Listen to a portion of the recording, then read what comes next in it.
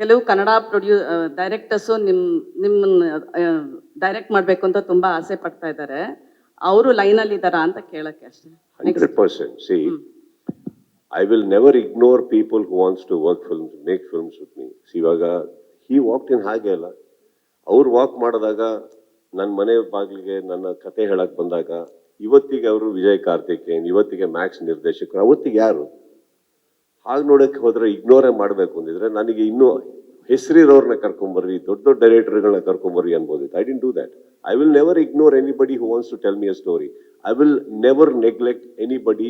ನನ್ನನ್ನು ತಲೆಯಲ್ಲಿ ಹಿಡ್ಕೊಂಡು ಕತೆ ಮಾಡಿ ಪ್ರತಿಯೊಬ್ಬರು ಕತೆನೂ ಕೇಳ್ತೀನಿ ನಾನು. ಪ್ರತಿ ಒಬ್ರು ನನ್ನ ಹತ್ರ ರೀಚ್ ಆದ್ಮೇಲೆ ನಾನು ಅವರಿಗೆ ಟೈಮ್ ಕೊಟ್ಟು 1.5 hour ಕತೆ ಕೇಳಿದ್ದೀನಿ. ಸೂಟ್ ಆದಾಗ ಅದನ್ನ ಲೈನಪ್ ಅಲ್ಲಿ ಇಟ್ಕೋತೀವಿ. ಕೆಲವು ಸೂಟ್ ಆಗಲ್ಲ, ಕೆಲವು ನಮಗೆ ಅಂತ ಅನ್ಸಲ್ಲ.